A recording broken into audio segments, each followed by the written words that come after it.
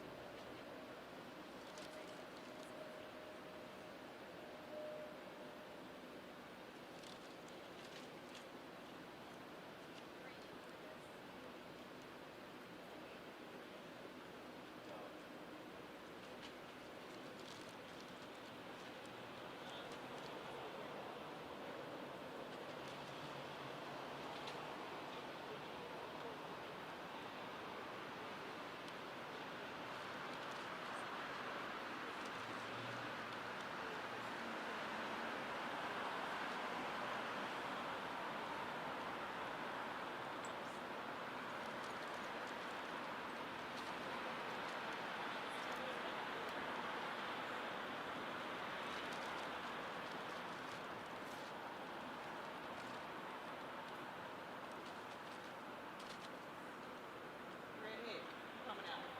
Everybody. Okay. Mom, dad, people. You in the hall? Right here. Okay. Stand by, people. Okay. This big crump phone. I gotta get it from there.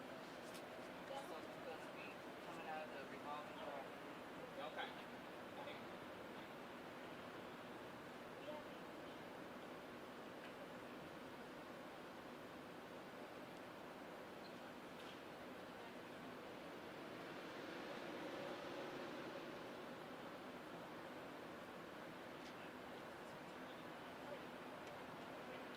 Sorry, wrong door. The mic is over here. But hold on a second.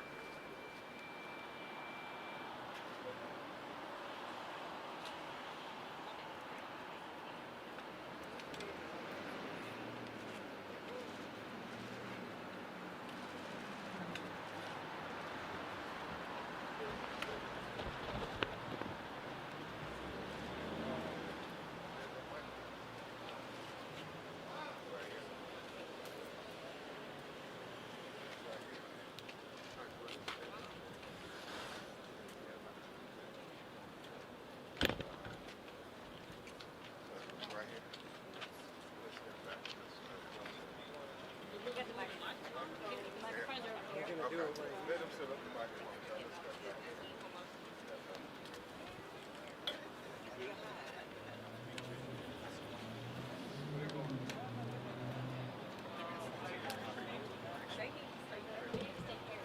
Stay right here because it's a lot of sound on it. Then you have it over here. Let's move it back. We don't want to block. That's fine.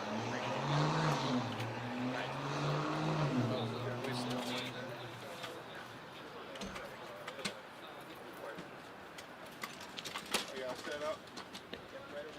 Okay.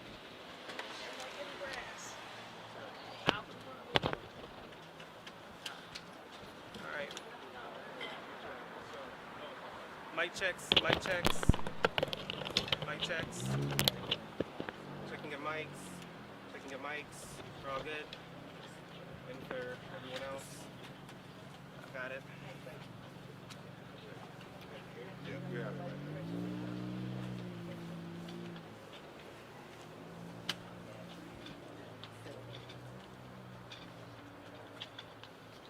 Good to go, guys?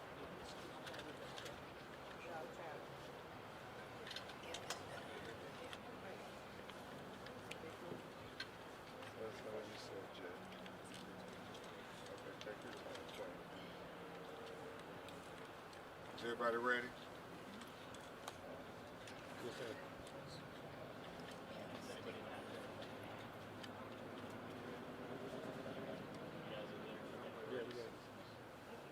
Yes, ma'am.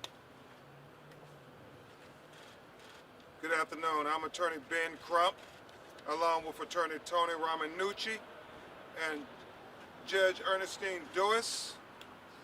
We have the honor of representing the family of Tyre Nichols, Present with us are his parents, Miss Rovine and Rodney Wells, who will speak to you about their feelings in the aftermath of former Deputy Martin, former Officer Martin, pleading guilty to federal charges that could sentence him up to 40 years in prison. The judge communicated that he could give more charges, more years, more time, if need be. The family is relieved that another officer has admitted their role in these heinous acts that killed Tyre Nichols. This is yet another crucial component to getting accountability.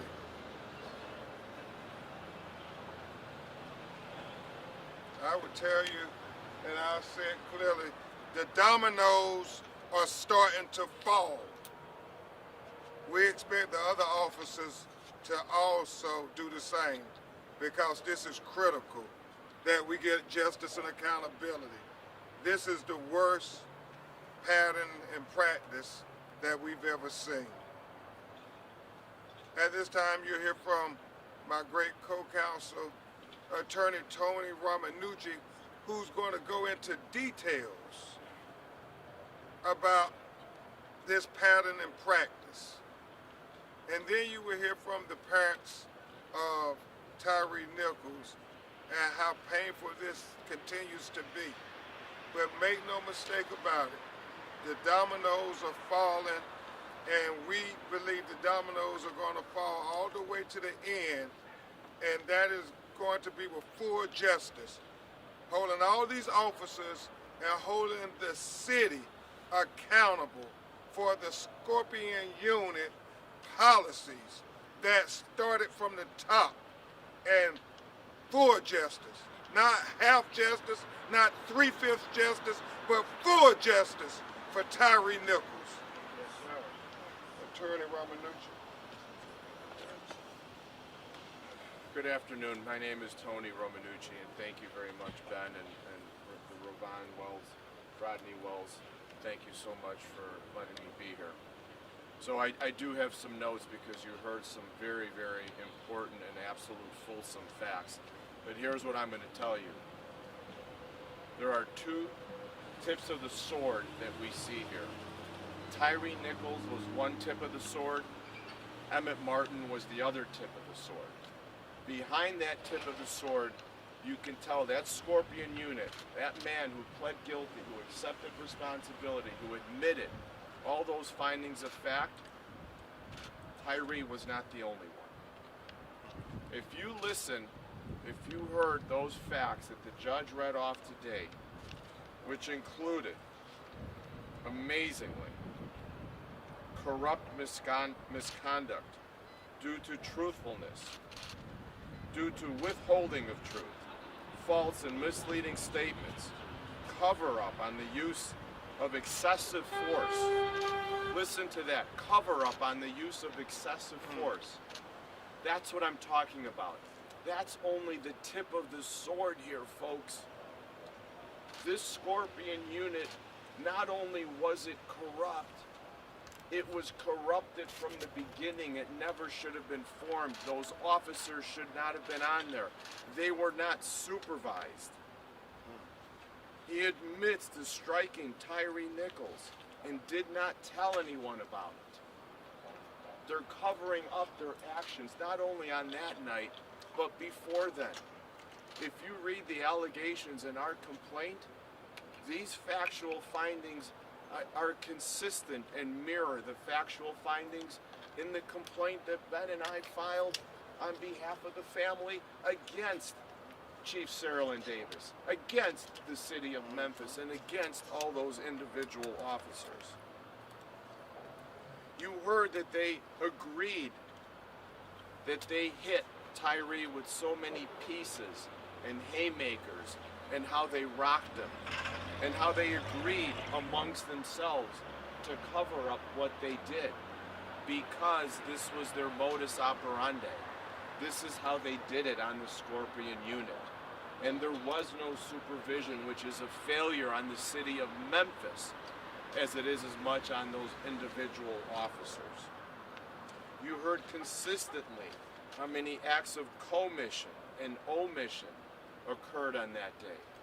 But we allege even further in our civil suit that they did this over and over again.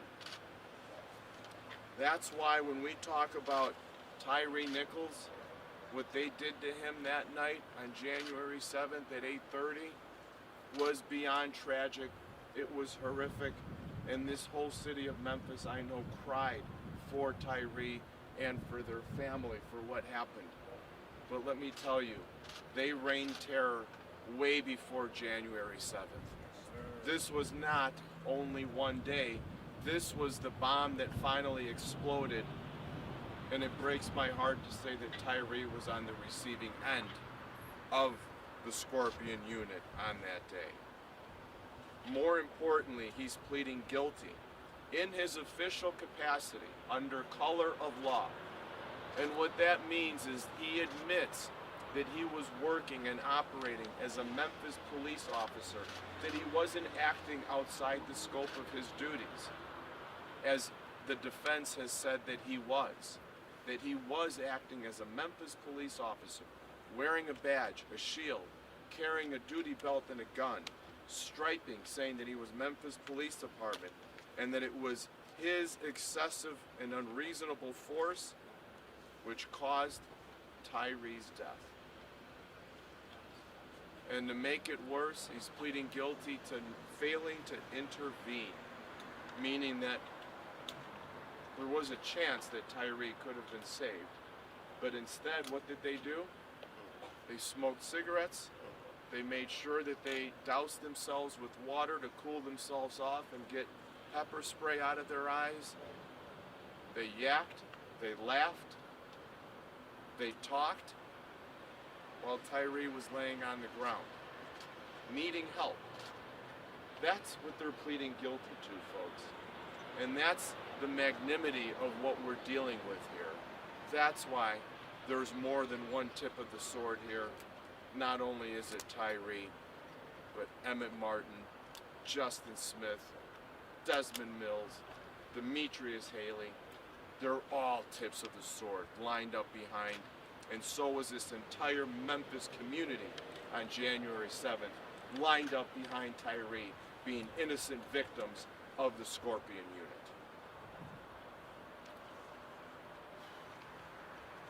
Thank you. Thank you, Tony.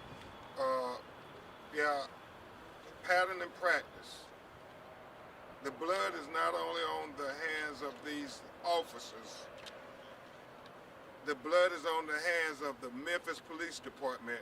As Attorney Ramanucci said, pattern and practice. Worst case of pattern and practice I've seen.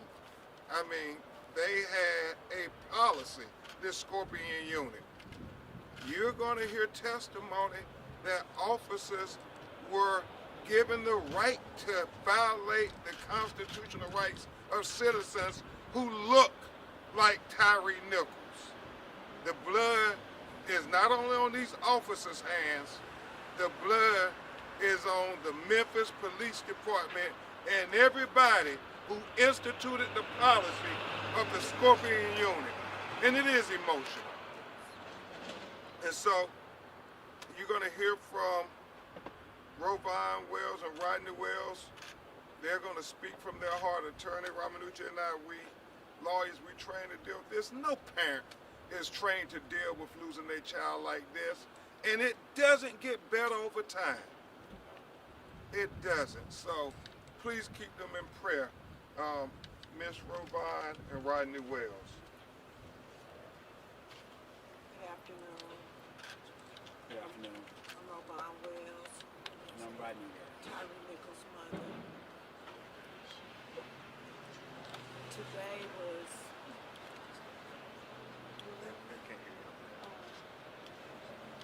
Today was very emotional to hear another police officer plead guilty in my son's murder. It was kind of bittersweet. The fact that I had to hear him plead guilty for all those charges that were presented in court today.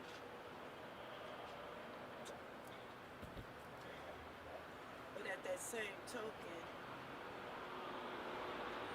he's not in prison yet, so as far as I'm concerned, you know, I know I'm rambling a little bit, but this is very difficult. I have 4 children. One of my kids is gone now because of the Memphis Police Department. Tyre was just coming home. He was minding his own business and he was just coming home. Now we have 5 police officers. All y'all saw the video. I didn't see the video. But I do know that Martin and Haley were one of the main people that did the things to my son. It was good to hear him finally admit the guilt. Now, I don't understand all the charges and everything. That's why I have these attorneys to explain everything to us. However, for him to plead guilty is going something. It's something. I feel like we're going in the right direction. Accepting responsibility. Accepting responsibility. Amen. We still have 3 more that we need to find guilty, or they need to plead guilty or something. And I'm hoping that we don't have to go to trial. I'm really hoping. I don't want to put my kids through all of that, but if we have to, we will. Amen. I'm hoping that after today, that the other 3 officers will look in the mirror and see and look at themselves and find and say that they're guilty because they know they are. Yes. So, with that being said, I'm grateful that he did plead guilty, but it doesn't help my pain. I will never have my son back. I will never hear his voice again. I will never see a text from him again. You know, I was going through my phone the other day, and I found a text. I used to like red licorice. I love red licorice. And Tyre was out one day, and I texted him, and I said, Ty, can you bring Mama some red licorice home? And he said, yes, Mama, I will. That was the last text of my son. The last text. And 10 days later, he was dead because of those Memphis police officers. They murdered my son for nothing. And until we get justice for all of them, I won't be content, you know. Justice for Tyre. Justice for Tyre! Justice for Tyre. Justice for Tyre! Justice for Tyre. Justice for Tyre! Mr. Wells, do we have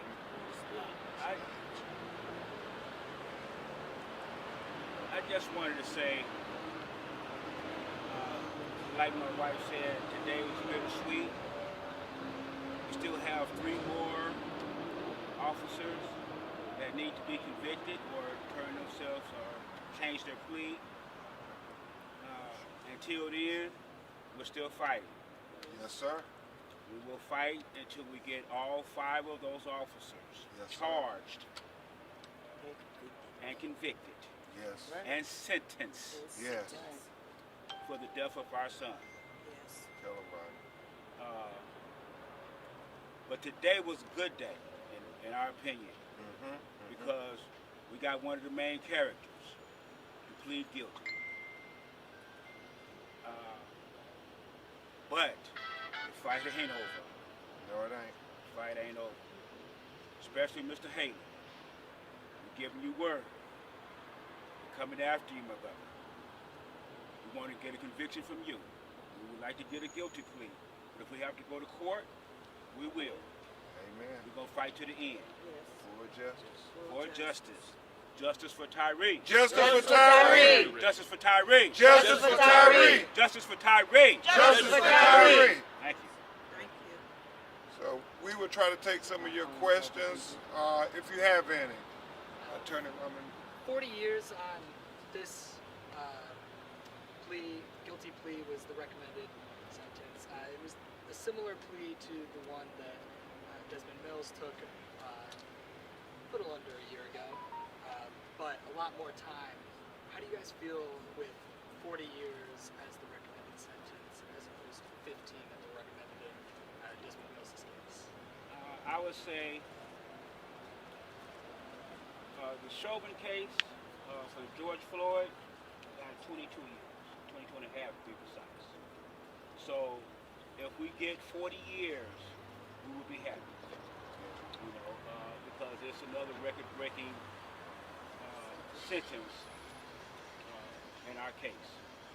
So And the judge also declared that he didn't have to accept that he can also Give him more. give him more. And he said that with Desmond Mills as well. So we felt very good about it. I'll say this, Lucas, and Attorney Ramanucci will chime in. You know, this is not something we ever take for granted, that police officers will be held accountable and sentenced to real prison time for killing black people in America. Normally we see a slap on the wrist. I mean, think about Laquan McDonald, how they shot that boy 16 times in the back, and the police officer only served 3.5 years, and it was on video. So with every case, we keep fighting for more and more justice to raise the value of black life in America. As Mr. Wells said, George Floyd's killer, Derek Chauvin, 22 and a half years. And that was on video, you're right, Ms. Wells, and that's significant. And I think when you look at how they beat him to death, the sentence should be significant too. It should be very significant to be a warning to any other police officer out there who thinks that because it's a black or brown person, they can do anything to him. They could beat him like a dog if they want to. I mean, he was a human being. You shouldn't beat any animal. I mean, if they beat a dog like that, people would be just outraged to this day. Yes, they would. Tyre was Rovon's baby. My baby. Hold on, Mr. Ramanucci, you want to chime in there on that? And then Yeah, I think what you need to see, and you got to start putting the pieces together here. The recommendation of no more than 480 months is a powerful statement of retribution, and why the difference between Mills and Martin now is because you see that the mountains of evidence are accumulating. When you look at the quiet streets of Memphis right now and they turn dark at night, a year and a half ago, these Scorpion officers were prowling the streets looking to make unconstitutional stops. They're admitting that they made a bad stop that night, that it was not a good arrest. They arrested somebody under false pretenses. And that's what's important here. And that, if you're asking, well, why would he take such a plea to 480 months of a recommendation? Well, that's because there's knowledge. There's knowledge of what they did that night and what was there before. That's the importance here. Yes, Is your ma'am. attorney team satisfied with the Hold on, 40-year plea she or was recommendation? first. Yes, ma'am. Do you expect the other three officers to plead guilty, and if so, what is the deadline? Do they have? I don't think there's a deadline. You can change your plea all the way up and during trial. But we do expect them to plea based on the ocular proof. I mean, you see it with your own eyes. There's no explaining this. And then when you think about all the stuff Attorney Ramanucci, Judge Dorsey and us put in our civil complaint, this knowledge that the department knew what the Scorpion unit was doing. This was not the first time a citizen from the black community had complained about the police doing them like this. So we expect them to plea. But if they don't plea, it's like Mr. Wells said, we prepared to go all the way. All the way.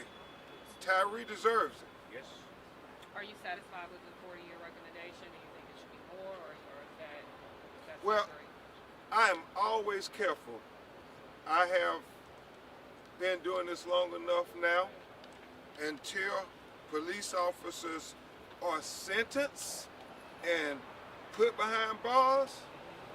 We do not get complacent because the rules are just different. Kareem and I was talking about the double standards that happen when it's a black person lying dead on the ground and it's a police officer. I mean, it's just different. And so we don't take it for granted at all. I'm sure Attorney Ramanucci and Judge Dorsey can tell you similar things. Until they are actually sentenced, we got to keep fighting as if it's going to be another one slipped away, because justice is elusive for minorities in America. Very elusive. I just want to comment that and know that with the more opportunity for dispositions via a guilty plea, the more information will be provided. And with that provision, the judge has more information to decide whether he or she would accept the plea. Great discretion up to a maximum of sentence. Yeah. And I'll say this before we take one or two more final questions. You know, there's a pattern of practice investigation going on. And I think with each plea, it helps give the Federal Department of Justice Civil Rights Division more evidence that this is a pattern in practice. As Attorney Ramanucci and our legal team said at the beginning, you may remember, Ms. Robine, we said that people were going to be shocked at the admissions of the police officers. Lucas, I mean, not just these 5 that are charged. There are going to be other admissions. And you're going to be shocked. America is going to be shocked with these admissions. And for families that are watching this, specifically for your parents, or for families that are watching this and maybe sitting at home with their children, black and brown communities specifically, I know you had mentioned them seeing this, the violence that has taken place. What would you say to them, and what recommendation would you give to parents who might be afraid for their children? You asked the parents? Yes, for either. What did you say? I'm sorry, I wasn't. Sure, so- Black and brown parents. So what would we say to them? What would you say for parents who are watching with their black or brown Something like kids this could happen who to their may, children. who are seeing this and may be afraid for them? Well, I tell people, a lot of times when we see this, the first thing that police officers and people, they would try to find something wrong with that person, regardless to what. This time they couldn't find anything. Tyre was not a perfect child, but he was close enough. And so what I tell parents, watch your kids, talk to your sons and your daughters and tell them how to respond to police. From my understanding, Tyre replied very sensibly. Yes, he he did. replied the way I taught him, and we see what happened. So it doesn't matter if you have a record or if you don't have a record. If you have children, whether it's a girl or a boy, you explain to them how to deal with the police, and you just explain to them that this is the world that we live in, unfortunately, and say, look at Ty. Just look at what happened to Ty. Look what happened to him. He was coming home from Shelby Farms, watching the sun set. I was on the phone with my daughter, and I kept feeling my stomach. It was killing me. Do you feel me? I was having this pain, in my stomach, and I did not know what it was until I got that knock on the door. And at that time, I didn't know, because they came to my door and said they had to pepper spray my son and he had to go to the hospital. They didn't tell me that they beat my son to death. When I asked where he was, you know what they told me? Oh, he's nearby. Nearby? What does that mean? So what I say to parents, just pray, talk to your kids, and try to explain to them that this is what they have to deal with. And unfortunately, it's what it is. And it's very important that the judge took note of the cover-up, because many times they do try to say that, oh, it's justified what the black or brown person did. And many times in America, they take the police narrative as the gospel. And so they're having a plea that's documented, that an officer talked about. They covered up facts and actions that happened in the killing of Tyre. Sets a precedent that can't be just overlooked in these other cases or in the civil case. And we would like to thank the Department of Justice Civil Rights Division, headed by Christian Clark, and the Assistant U.S. Attorneys working here in Memphis on this case. Mr. Pritchard, we cannot say thank you enough, because, you know, justice is not promised. I don't care what you think. Justice is not promised. And we have to fight for every measure, every inch, every ounce of justice we get. I think about Attorney Ramanucci and I, Sonia Massey, when she asked that question, Ms. Ramon, that's what I thought about. You just never know. I mean, she called the police for help and they shot in her face. Yes, sir. Mr. Crump, yesterday community leaders were reacting, saying that the way that this is adjudicated for all 5 former officers will come around. They were saying that the way that this is adjudicated for all 5 former officers was send a message to the city. Do you think the courts are looking at what the message that they're sending out to the city of Memphis, saying, you know, how this is going to be adjudicated will determine how their stance is on crime? Well, I'll say this, and I'll let my brother, Attorney Ramanucci, respond to this, because it all is connected, I think, to the civil action of making them change the conduct. The criminal culpability is going to hold the police officers accountable, and they go to jail. But what responsibility does the city of Memphis bear for this heinous act that was condoned? It was condoned by the city. It was condoned by the leadership in the Memphis Police Department. That's what our investigations have concluded. That, no, they knew what the Scorpion Unit was about. It wasn't no secret what the Scorpion Unit was doing to people. And so, yeah, what message that it said? That the dominoes are falling, and the dominoes won't stop with just these officers. That's right. Attorney Ramanucci. I mean, officers who wear a badge and are sworn to duty are also sworn to constitutional policing. And there's a responsibility when an officer takes that oath. Somebody must supervise them. And when the orders come from the top that there might be unconstitutional policing, then you got to fix it. And our complaint alleges all that. And it matches up. And you need to see the pattern now between the civil case and the criminal case. When you look at the findings of fact today, when they match up to our civil allegations of over almost a year and a half ago that we made in our complaint, then you got to wonder, wow, what's going on here? And so how does it have to do with crime? Well, you look at Chicago and the Democratic National Convention. There was constitutional policing that occurred, and the crime was very low. Those two are compatible. You do not need to use violent police tactics in order to reduce crime, and study after study proves that. Last question. Mr. Crump and Ms. Wells, can you talk a little bit about what it's been like preparing for this upcoming trial? If it happens mentally, emotionally for you guys, but also for you as well. Everybody's going to have eyes on this trial. Well, we're really concerned about our kids. Yeah. We're really concerned about our kids because we have to move them there all in California. So preparing for that is a big hurdle.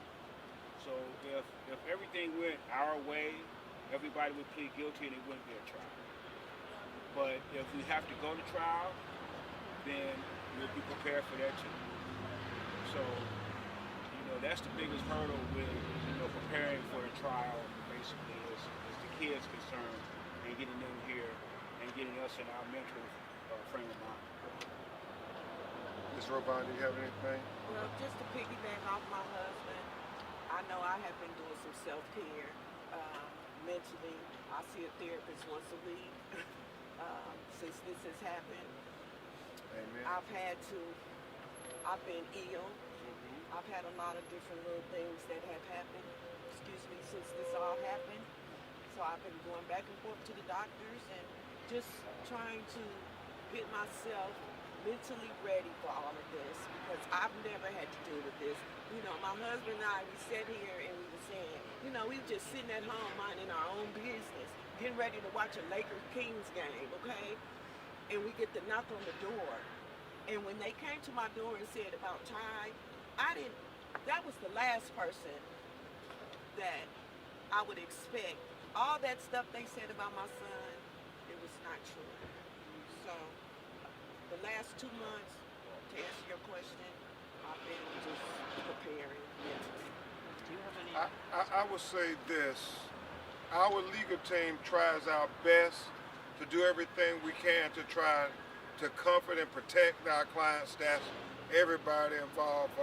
My investigator, Kareem, Judge Doris, Paula, Cassio, the activists and supporters, the many of them who've been standing with this family, who have become like co-counsels to us. But nothing can prepare you for the psychological trauma of listening to blow-by-blow evidence, breaking that video down, every moment, every second of it in court. Stopping it, identifying officer, what were you thinking when you punched him here? What were you thinking when you kicked him? What were you thinking when you beat him with the baton? When you didn't give him any assistance. So you can't, it's almost, everybody has to get mentally prepared, because you want to try to be there for Rovon and Rodney as they go through it. So it is an ordeal. You don't wish trial on your worst enemy if you can help it. I also want to say, Ahmaud Arbery's mother, Miss Wanda Cooper Jones, her and I have become very good friends.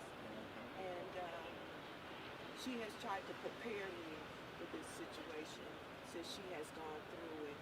Another friend of mine, Pam, AJ in Florida, where she just got a guilty plea. It was the young lady who was shot through the door. Yep. That was another friend.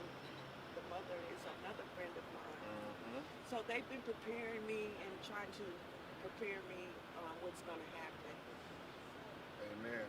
And- Last question. Quickly, Mr. Crump, Shelby County District Attorney Steve Mulroy just released a statement saying that he expects Emmitt Martin to have a similar guilty plea in state court. Is that what you guys are expecting as well? Absolutely. Yes. Tony, anything? Yeah, we don't have any information on that, but we would expect there to be congruency between the federal government and the district attorney. I am sure, we don't know, but I'm sure that they are communicating and that they are aware of what each other is doing. So this is not surprising news. Is that something you guys would like to see? We want full justice. Yes. If this was your child, you would want every, justice. not an ounce less. Keep in mind that the state charges are second-degree murder, and so that is something that I think really brings justice full circle. When the excessive force, we know caused the death from what he said here today, and then with second-degree murder, that really does bring full circle to this. And based on the history of Steve Morrow's office, they do fight for equal justice, and I know they gave much respect and sensitivity to Tyre's family from day one. Yes. Do you expect to see similar sentencing for the other defendants who have not yet pleaded guilty? Well, that's going to be up to the Department of Justice and defense lawyers in the court to accept the plea. Because, you know, the court can reject the plea. They do it a lot when it's, you know, people from the neighborhood, if they don't feel it's a just a plea agreement. I expect, based on this video, they need to plea, or the jury, I think, is going to return a guilty verdict very fast, and the judge is a human being too, and he's going to apply the law. I mean, go watch that video again. I know sometimes we become immune to the videos. This was one of the worst police brutality videos ever. It's not, I mean, I can't even think of one that's close when you just senseless beating of a human being. You already answered. Okay. Yeah. And I'd like yes, to say one last thing for our family.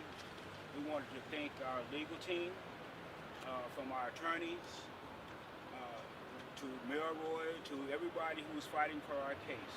And our wonderful community activists. If it wasn't Especially for the them, Yeah. Yes. no, seriously, if it Yes. wasn't for them, Yes. I don't know Yes. what we'd be doing right now. So we just wanted to give thanks to everybody and the city of Memphis who reached out to us with open arms. Everybody who we meet in the community normally comes up and give us prayers and hugs, and we really, really appreciate it. And I'll say this in conclusion. We expect everybody who had any degree of liability, both in the criminal case and the civil case, to step up and accept accountability. And I want to say something to you all. Thank you so much for covering my son's story in the correct way. You guys didn't bash him or anything. You guys presented the story the way it needed to be told. And I just wanted to say thank you. Now, WREG, I need y'all to stop putting my son's video on there with that beating. So I need y'all to stop that one. I can't take it. Okay. And I want to say this. I just want to get this off. The city right now is playing games. When this all happened, you guys all saw the video, right? People wanted to tear up stuff, didn't they? Were you mad? The activists? Y'all wanted to tear up some stuff, right? Yes, ma'am. But that's not my son's character. So I asked my community members and our activists to protest peacefully so that we could save this city, because we didn't want this city burned up. You know, we had people coming in from California, from all over the world, was ready to come to Memphis and tear this city up. But That's right. because of my activists and the beautiful activists of Memphis, they listened to our family and they prevented that outcome. Now I'm asking the city of Memphis to look at that and take into consideration what we have on the table. Amen. And that's all I have to say. Thank you. Thank you. Thank you. Thank y'all. Love them so much. Long time no see. Ooh, time Lord no have see. mercy. About to fall out, y'all. Come on, Daddy, we got you. I'm a nurse. About to fall I out, get y'all. you. We don't want, no, you're not. I know. I'm good. You know, I got it. Anybody got some warm water? We gonna get you that. I got something you want. Say, I love y'all. Y'all are related. Is there a significance with the blue, or? No. No? Okay. Like I said, everybody has done Okay, excellent. got it. Everybody has reported my story, and then They are dreadheads. but every time I look at it, they are showing the big side of it, and I don't need to see it. They can show the great skateboard, because I watch all of it. That's it. That's lawyer. What is your name? Ryan. Hi. Fox 40.